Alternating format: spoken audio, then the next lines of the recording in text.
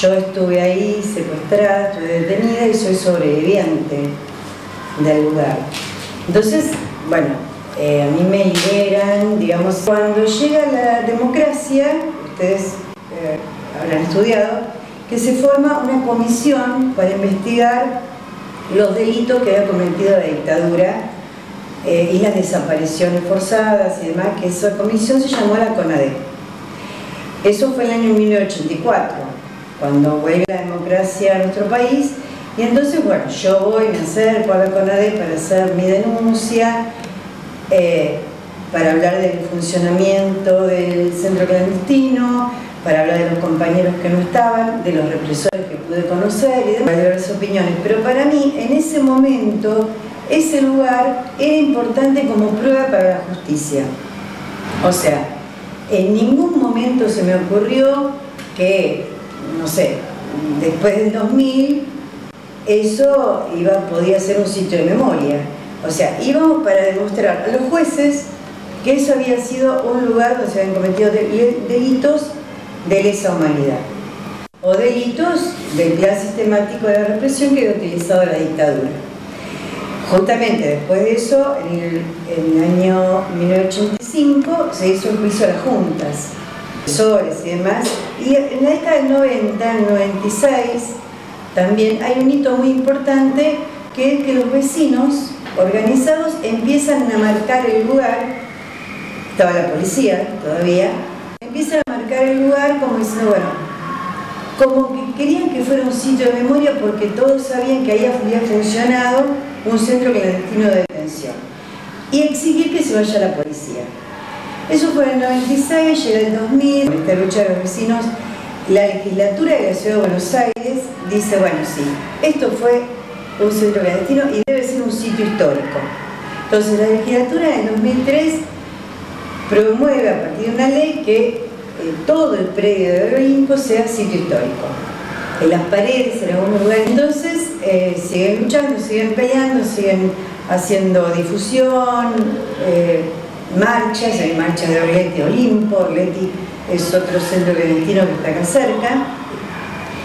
Y en el 2005, entonces se hace un traspaso precario. Después habría que refrendarlo con una ley, que todavía no se hizo. Pero bueno, hay un traspaso precario a ciudad. ¿Y qué decía ese documento de traspaso? Que ese lugar, la policía se tenía que ir, había que desalojar a la Policía Federal, y porque ahí iba a funcionar un sitio de memoria, un programa del ex Olimpo, programa de recuperación histórica. Ahora, ¿cómo llego yo a PDH, otros organismos? Y la gente empieza a llegar acá y ya no son solamente los vecinos, sino que tenés también los familiares de personas que están desaparecidas del Olimpo, vistos en el Olimpo. Y bueno, la cuestión es que me llaman y me empiezo a ver, como yo te decía al principio. En un principio a mí solamente me interesaba, me parecía que lo importante era que el lugar fuera prueba para la justicia, y cuando a mí me convocan los vecinos, empiezo a ver la necesidad que tenían los vecinos, estos que luchaban, para recuperarlo como sitio de memoria. Entonces me involucro en este proyecto de todos, que es un proyecto colectivo, para realmente recuperarlo como centro de memoria, y así fue. El lugar. Yo digo que tengo como dos momentos. El primero, que estuve ahí en forma involuntaria, yo no entré ahí porque quería, me secuestraron y me llevaron. Y la segunda, que sí hay una voluntaria, que justamente yo quiero participar hoy por hoy en el programa de recuperación de la memoria histórica de lo que sucedió, porque me parece muy importante para todos, sobre todo para ustedes. A ver, yo soy profesora de historia y después hice la licencia. Yo soy profesora en el año 80, yo recién les contaba que en el 78, hasta el 79 estuve desaparecida, detenida por la dictadura militar. Yo había dejado la facultad de psicología porque habían cerrado la facultad y además no podía entrar más a la facultad porque yo era militante en la facultad. y no pude seguir psicología. Cuando a mí me dejan en libertad, yo tenía ganas de estudiar, pero me daba cuenta que no podía en la facultad porque había perdido muchos amigos, muchos compañeros, y me daba un profundo dolor, e inclusive pasar cerca de la facultad de psicología. Me gustaba, me gustaban muchas cosas, pero en ese momento yo decía, mi carrera es la historia. Nunca antes se me había ocurrido. Yo creo que elegí historia porque justamente quería saber cómo y por qué había pasado esto. Pero bueno, la cuestión es que cuando... Decidí historia porque ahora me parece que yo quería saber por qué, cómo, dónde y cuándo habían sucedido todas las cosas que habían sucedido. Aunque la historia en sí misma es una carrera apasionante. Pero bueno, no es casualidad que haya una mirada histórica en el sentido de que lo que pasó en la dictadura y lo que pasa ahora no es algo desenganchado, digamos.